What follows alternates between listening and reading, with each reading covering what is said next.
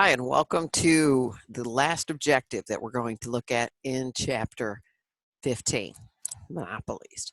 So in this particular objective, what we're going to do is take a look at what governments can do about monopolies, and then we're going to take a look at some examples of that. So let's go ahead and get after it.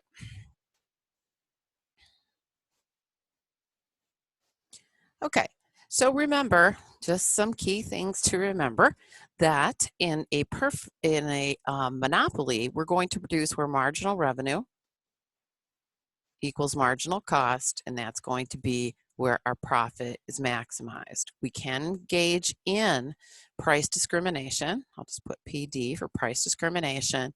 And if we do that, then the monopolist absorbs all of consumer surplus and deadweight loss. Okay, so let's go ahead and look at some examples of monopolies that we have in the United States and what the government can do about monopolies. Okay, so the first thing is that we have some pretty stiff laws which are enacted, I should say enforced, by the Department of Justice. So the first one is we can enact legislation. And so the Sherman Antitrust Act and the Clayton Act are the two that we would like to know. And also we would say, okay, these are enforced by whom? The Department of Justice. And we're going to say that the Department of Justice, they analyze in certain industries, if two major players want to combine, would that make a monopoly? And so the Department of Justice looks at that and says yes or no, based upon whether or not it would be substantially less than competition in an industry. So basically, what's the gist of these two?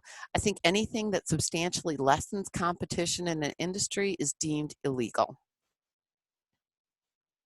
Okay, so regulation is the first thing that we can do, and regulation would be where the government says you are now going to be a natural monopoly. And here we're going to set the monopolist price. And when we set the monopolist price, we're going to see that ultimately price is going to be equal to average total cost for a monopolist. And that's kind of important. And so in looking at this, here we go.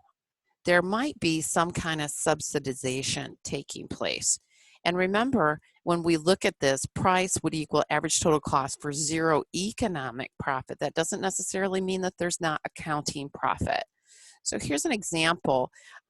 Electric companies are natural monopolies. So does that mean that AEP doesn't make any money? Well, I pulled this up, and this is from Market Watch in March 20th. And as we can see, if we look at net income, we can see that in certain quarters it's went down. This is a 5-year trend over here. So let me just go ahead and put that up there, 5-year.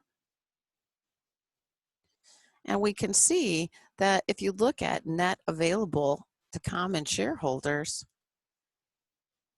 it does appear that they are making some profitability. So again, just to reiterate, that economic profit is not the same thing as accounting profit. Some other things that public policies can do in terms of monopolies in the United States. Public ownership. So the U.S. Postal Service, and we're going to look at that in just a moment. And the one problem with this is because there's no incentive, and remember, people respond to incentives, there's really no incentive to minimize cost. So many times these tend to be very costly to the American people. We're going to look at that in just a moment. We could do nothing and just allow market forces to take over. And so let's go ahead and look at the post office profitability. So I retrieved this. This is from November 14th, 2017 from the Postal Service, 2018. And notice volume decline of how many pieces were declined. And this is the big one, the net loss of $3.9 billion. So that says, hey, there's no profit incentive here, so why would I cut costs? Okay, so, there's no reason to cut costs if I'm going to be subsidized by the government. So that's one of the problems that we see with subsidization and the idea of having the government step in. Okay, so prevalence of monopolies, pure monopolies are relatively rare, although many times we do see geographic monopolies. And that's something to kind of look out for.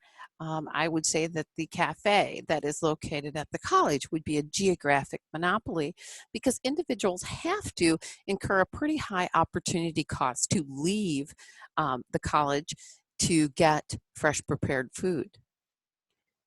Okay. And again, so where does the market power kind of come from then if we don't have pure monopolies? And again, here's the idea, unique variety of a product. So if you're the only producer of that product, then you do kind of have a monopoly situation or a large market share. And there's some interesting articles which have been done by The Economist and some other publications which talk about things like Microsoft. Is Microsoft a monopoly? And what we find is Microsoft isn't really a monopoly, but people have made it into a monopoly. QWERTY is something that you'll run into in economics. QWERTY. I had to look at my keyboard there. And that's because of personal preferences. What's interesting when we look at these is that sometimes a better product will be out there, but because of people's reluctance to change, they won't change their product. And that's the QWERTY idea. We've had keyboards which are arranged alphabetically and never caught on because people have a big reluctance to change. Think about you and your iPhone, or if you've ever went from a Samsung device to an Apple device, the learning curve is really great.